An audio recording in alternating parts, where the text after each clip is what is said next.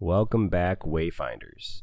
Today on Follow the Compass North, I'll be sharpening an old hand plane that I inherited from my grandfather. Now, I've used this plane a couple of times recently, even though the edge is all marred up, has a couple nicks in it, and is overall fairly dull. I've been powering through it, creating a rough work surface, and it's just time that I took it apart and really got into it and made sure that it was honed and sharpened properly.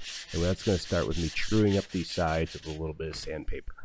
I've cut out most of the work so you don't have to watch me sanding these sides down for a couple minutes each side.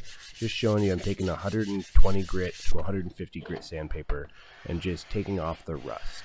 Now for the underside, I don't want to use sandpaper. I want to use the honing tool here. This way I can create a nice flat surface and ensure that I'm not creating a curved or beveled surface with the hand sanding. I won't be sandblasting or taking this all the way down, but I'm using a little bit of WD-40 just to strip off that surface rust and some sanding on the blade here to make it nice and smooth.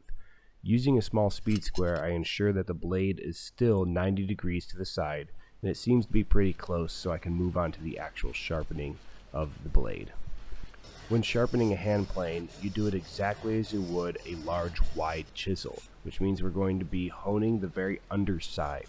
Now I pick this up at maybe a ½ degree so that we can focus on the first inch and a half of the back before flipping it over and sharpening this at about a 30 to 35 degree angle.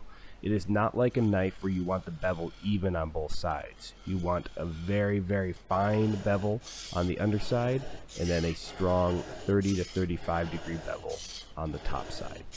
Notice that I'm pushing into the stone and dragging back very lightly as you would do with a file. This ensures that my burr develops only on the back side.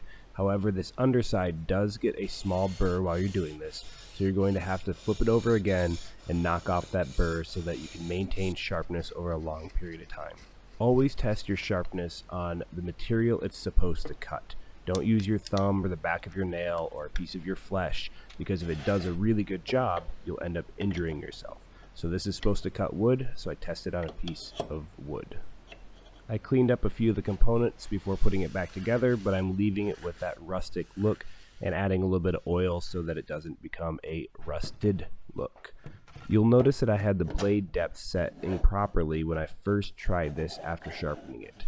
The indicator of that is that these curls that are coming off the hand plane are very thick wood and very inconsistent because it's carving too much wood too quickly. A quick adjustment and I try it again, and you can see we have far smoother results.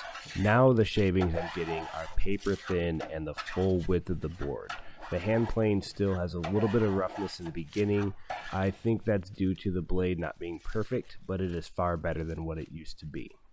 So that's all I have for you folks. If you like my content, feel free to like, subscribe, share. Anything that you do to help the channel is greatly appreciated. Thank you and have a lovely day.